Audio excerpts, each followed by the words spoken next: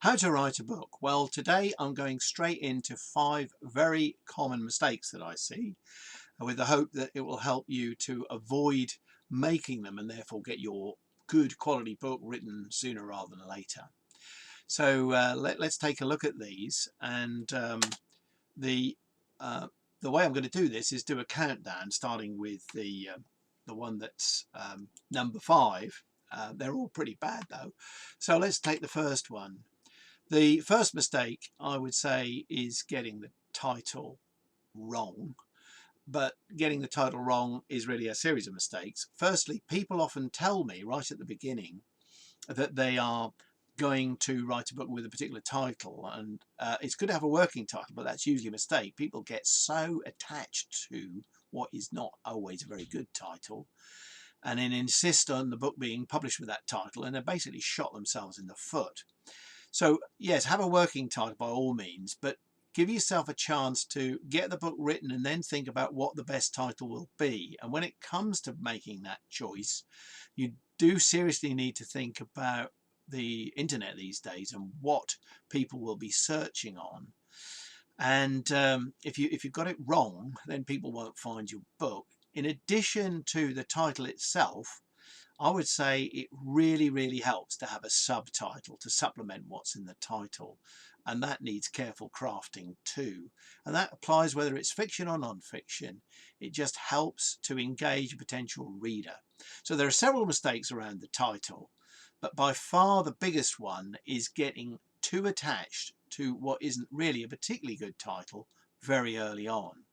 So what is mistake number 4?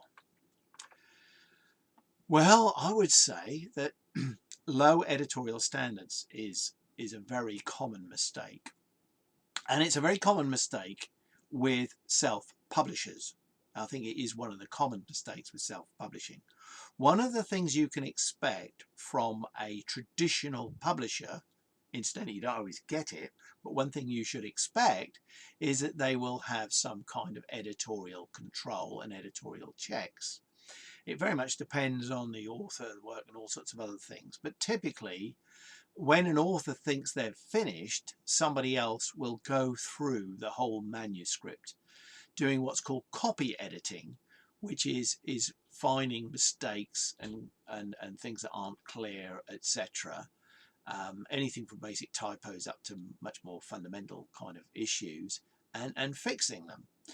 And a failure to do that and deal with issues and errors and problems tends to end up with a book of low quality, technically that is, and in terms of readability, and that can be seriously damaging. And unfortunately, once the horse is bolted, it's no good closing the stable door. So try to get it right. And professional writers often end up doing more than 10 drafts, each draft addressing some aspect of improving the quality of their work. So if you're self-publishing, for goodness sake, do yourself a favour and get your book properly editorially checked, and do thorough and repeated checks yourself until you've got it completely right. So that's number 4. So what's number 3? Number 3 is writing in the wrong style. It's amazing how common this is. What seems to happen is that people who write a lot and often write well are used to writing in a particular style. For instance, someone who's a specialist might write specialist reports as part of their professional activity. Academics write in a particular way. They need to be, objective and so on, theoretically anyway. And different people have different styles associated with how they work, or a bit broader than that, there are styles that they're used to. The mistake is to just start writing in a style you're familiar with without thinking about what is the right style for this particular book and this particular audience. There are styles associated with certain types of book and certain types of audience, and if you don't follow the conventions, you are likely to not do so well as somebody who does. If you're writing a book which is non-fiction aimed at a certain audience, often the best way to go is to write in a very direct first person style, you know, talking directly to the reader, you and so on. um, in a fiction book, there are often conventions that people expect in the way things are written, by way of style and readability, and if you want to belong in that particular genre, you need to follow the styles. So thinking about the style before you've put pen to paper, before you even start writing, is pretty vital, and it's a very common mistake not to even think about it. Now, what's number 2 then in my top 5 mistakes? Well, it follows on from what I was just saying. It's getting not thinking about the genre. When a book is put on a bookshelf, and it's nice if your book is put on a bookshelf in a bookshop, it has to be on a shelf that's got a label on it. And in very broad terms, that's what the genre is. You know, it's the classification of the book. People talk about genre, they're talking about a particular type of book. And if you haven't thought about what genre your book is, then it really hasn't got a home, or maybe it'll be put in the wrong place. And I see people who've written books and they've really misclassified them. And even in some of the introductory material about the book, they've misclassified it. It's a fatal mistake. So one of the things to do before you get writing and while you're still planning your book is to think very, very carefully about what genre it is, and be very heavily influenced by that in the way you plan and write it. And if you don't be surprised if people don't find your book and don't buy it in the end. So what's the number 1 mistake? And I would say it's without a doubt poor planning. 2 aspects to this. Poor planning in terms of planning one's time. You do need to find regular slots or sessions in which you write at an appropriate time of day and so on that suits you. But the main thing about planning is actually planning what's in the book, and the whole structuring of the book.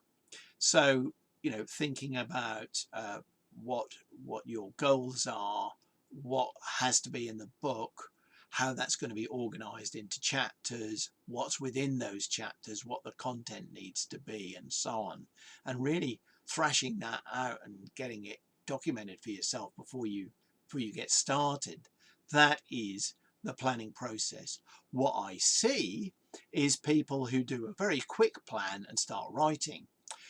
Well, if you're a very capable writer, probably the actual written content will be fine, but the book won't hold together. And what is the fatal mistake, if you like, is that people then get part way through and realize it isn't quite organized as it should be, and they've got a bit lost in terms of content, and they start to rewrite. And unfortunately, that rewriting sometimes just goes on and on and on because they're trying to plan and write at the same time. I wouldn't name any names, but I can think of a number of authors who've written books for the Endless Bookcase who've probably done 4 or 5 times as much work as they needed to if they'd only just planned properly in the first place. Now, one specific thing about planning is this whole business of you know, exactly how you're writing it. And there is some merit in doing some test writing as part of your planning. So writing a sample chapter in the style that you've got planned, and just seeing how that works out and so on. And then maybe changing it, or even throwing it away and starting again. So there is some benefit in doing some writing early on as part of planning, but to just get writing usually ends in tears and doesn't end in a completed book.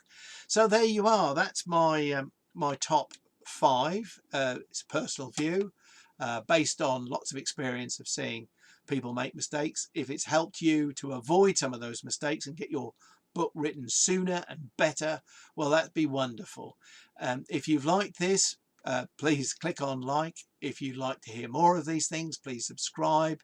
If you hit the bell button, you'll be notified of anything in future. And if you've got any questions about this or any of the other items in this series, then perhaps you'd like to post a question here, and I'll do my best to answer that in due course in another one of these videos. Have good writing. Bye for now.